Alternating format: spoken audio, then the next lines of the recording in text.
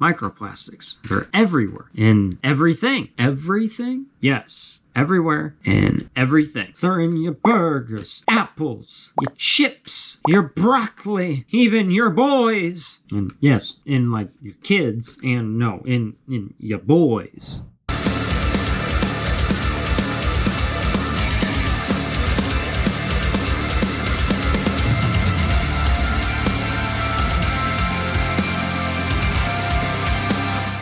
There's so much plastic pollution now that it's even making us sterile and infertile. It's all because of me and you, totally. Researchers in Auckland have used advanced chemical analysis to calculate the amount of microplastic particles falling from the sky over the city, equating to 3 million plastic bottles each year. While plastic waste is generally understood to be widespread across the land and seas, scientists have recently started to drill into the ways it can get swept up into the air to travel far and wide. A 2021 study shows that chemicals known as phthalates, a chemical element of microplastics, which have been linked to health problems, have been detected in food from popular chains McDonald's, Burger King, Pizza Hut, Domino's, Taco Bell, and Chipotle. No wonder why I felt so much better since I quit eating at these places. It's because I'm not ingesting all those microplastics as much. Not to mention any of the meats that have been chemically washed because they need to be cleaned with chemicals like McDonald's does. That's totally healthy, man. Now, don't also forget that they're in your boys, too.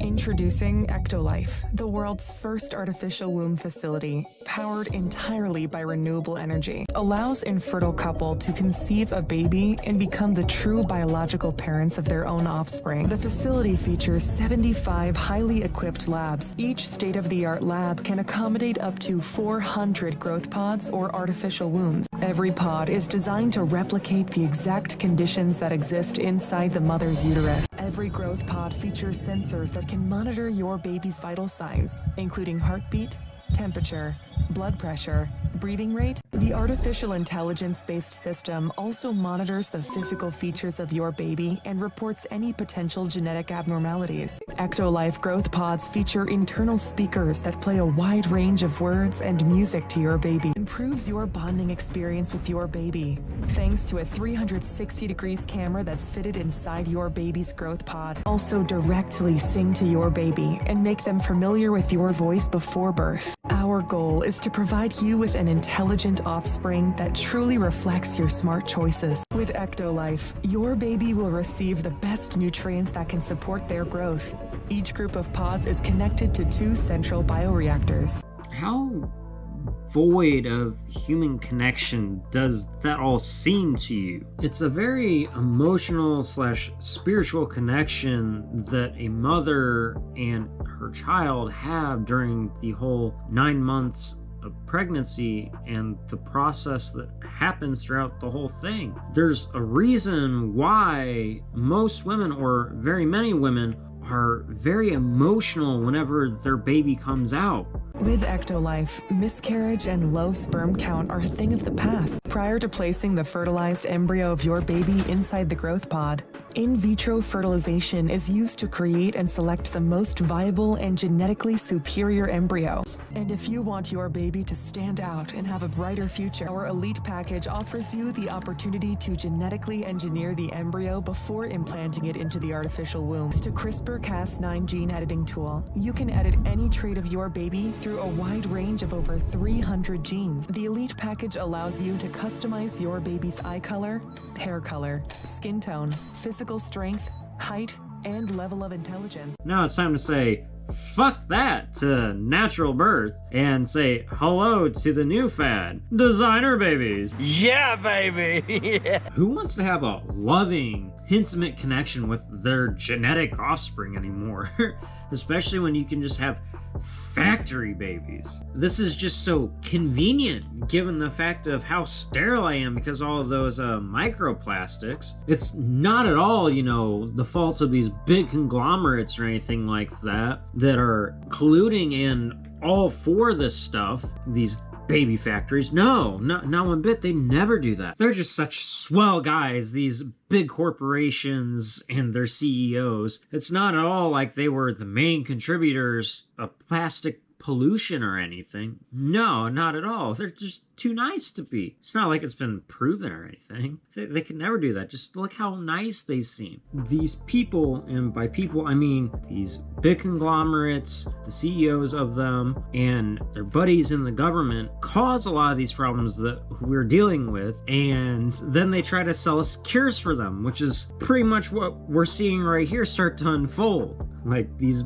big fucking conglomerates, the system, caused the majority of this plastic pollution. In fact, Coca-Cola is the biggest reason why the fucking hell we have a gigantic fucking floating island of plastic and trash in the ocean, and why there's microplastics in fish and half these other creatures that we eat. But yeah, no, they didn't do that at all. It's our fault. Since, you know, we have this problem, they're gonna give us artificial babies since, you know, we're so sterile, and these big companies didn't want to do anything to, you know, actually clean up and fix that at all, to take responsibility. Such swell guys. They generally don't do the right thing, these big conglomerates and their buddies, and they're in it just to make a profit off of us, majorly, continually. That's the majority of the time, unfortunately. They don't care about us, and they use the whole guise of helping us, or the caregiver role, because people just continuously keep going back to the caregiver. Many people will keep going back to these caregivers whenever they need help, even if those that are helping them are the ones continuously causing the problems, even though that they're offering them help, or continually cause the problem with no real solutions. That's called a trauma bond, and that's abusive. Now, for those of you who didn't hear it in the videos earlier, this company that is pushing these baby factories is called Ectolife, and they're trying to push 30,000 babies to be produced by the time that they start getting this whole plan set up and these factories established. Actually, you're probably gonna hear it from a number of people. They'll say things like, oh, it's not gonna happen anytime soon. That's so far off. That's how it always starts out. And let me give you guys a little piece of information that will prove to you that's actually happening a lot sooner than most people might think. Shauna Swan, professor of environmental medicine and public health at Mount Sinai School of Medicine in New York City, documented how average sperm counts among Western men have more than halved in the past 40 years. Now, doesn't that seem a little worrisome? Just in the past 4 decades, it's dropped more than half? Yeah, you guys are totally right. It's totally gonna happen, you know, way off in the future. It's not like 4 decades where half of the sperm counts in the average males just drops or anything is anything to worry about. Now, from what I remember watching, I believe they said it was like in the next 45 years, something like that, that the sperm count's gonna drop so low that we need to have assisted birthing, like these artificial wombs, or even to 0 potentially. So you would have to rely on artificial baby creation. Now, the only thing that's really keeping these companies, or companies similar to Ectolife, from making these baby factories is a little law in the scientific community that prevents experimentation or like altering an embryo past 2 weeks. It's called the 14-day rule. It's international ethical law, which has been in place for decades, and for good reason too. Much like the Nuremberg Code, which has been violated severely in the past 3 years almost now. Now, a stasis chamber, or like something you see in Star Wars, you know, where Luke is treated for medical problems in a little chamber, that's one thing. However,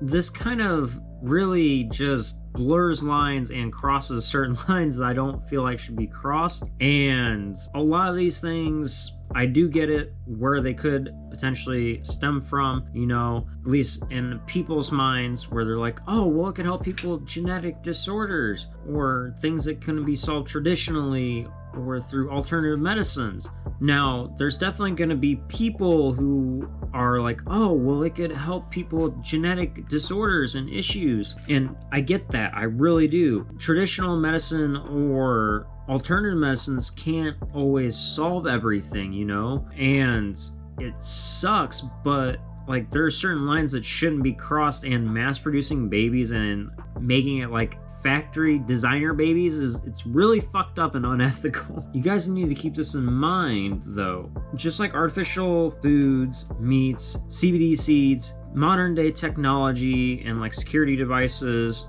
upgrades for the technology, etc., the main pushing points of this are generally for convenience. That's generally without / little to no regard of the ethics or side effects, violations of basic human rights, etc. And the end goal is generally the same: to get more profits. Again, think about the whole concept of designer babies. It's kind of fucked up, a little unnatural and not right, isn't it? You can just choose their hair color, eye color, facial structure, lip color, skin color, etc. It's like a fucking video game avatar. Part of the whole having a child thing is supposed to be a mystery where, you know, it's a guessing game as to which physical traits or characteristics the child gets more from one parent versus the other. Now, it's one thing if maybe this was to, you know, help eliminate things solely like AIDS, severe mental retardation, etc. However, they're not really mainly gonna push that. It's gonna be for convenience or to make designer babies. Even if they were to use the whole to eliminate severe mental retardation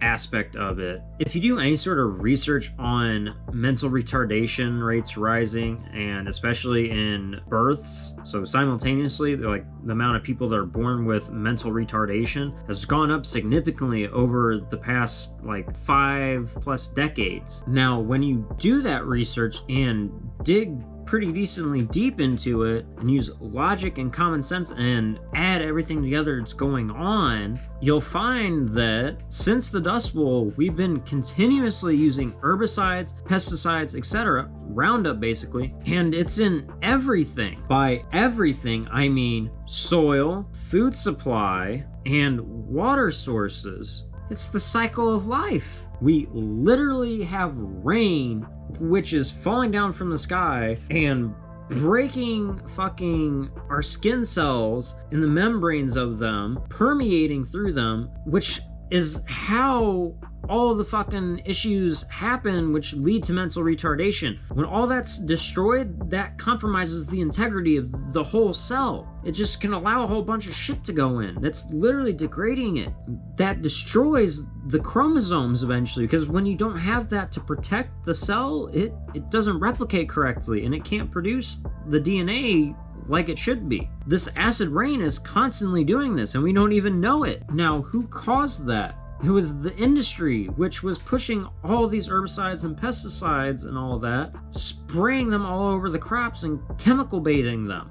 Why they did that, you might ask? It was so they could continuously push a buttload of fucking crops, just like genetically altering them. The same industries, big business, corporations, etc., which have the people at their top and within big positions of power that have ties to the government. The government who didn't regulate all this crap going on and these companies, so that way we wouldn't have all these issues with the plastic pollution and all the other environmental fucking bullshit that's going on right now, allowing them to pollute our planet with plastics in addition to many other things. Plastics that turn into microplastics, which are in turn going to make us sterile in roughly 45 years or shortly after, which makes the perfect market for factory babies. Whoo boy! Meanwhile, these corporations and the system don't have to fix the problems that they caused, and it's not really helping make your life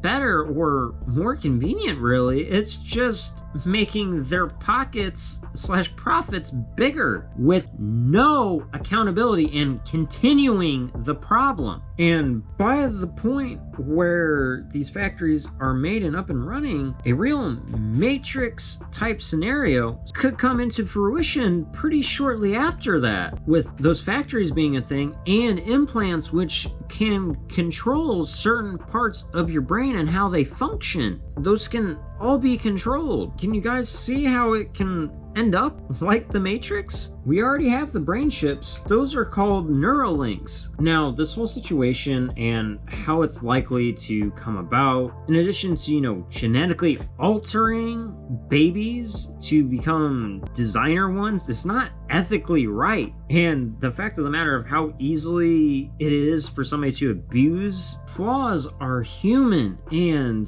this whole situation with how big business plus their buddies in the government are, the ties with that and this whole scenario just doesn't really suggest anything good, and really suggests that there is a huge possibility for them to want to use this to control people. So you literally could edit people's genes at some point to make them more compliant and docile, so that way they're less likely to rebel, etc. This is exactly what somebody, I don't know. He was a really big figurehead in World War II, and he controlled the Nazi party. We need the superior Aryans to do our bidding. That's a likely possibility.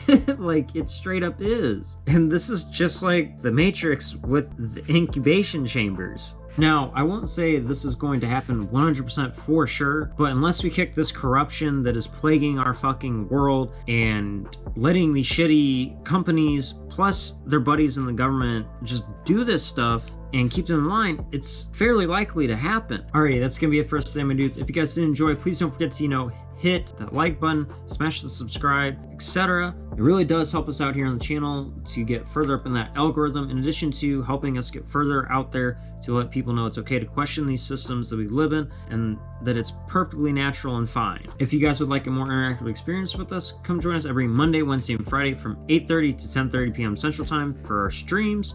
We share dark humor, memes, conspiracies, ones with facts, just vibe out, and in addition to getting to see me rage on people for being stupid, which is pretty funny. But if you guys did make it to the end, go and leave the word factory in the comments section down below to let me know that you made it to the end and you guys are part of the 100% club. But thank you to all 117 badass motherfuckers of this tribe, in addition to new people tuning in. Until next time, please don't forget to live long and prosper. Take care and peace. Keep it 1,000,000% real. And remember, fuck the system. I'll see you guys on the flip side.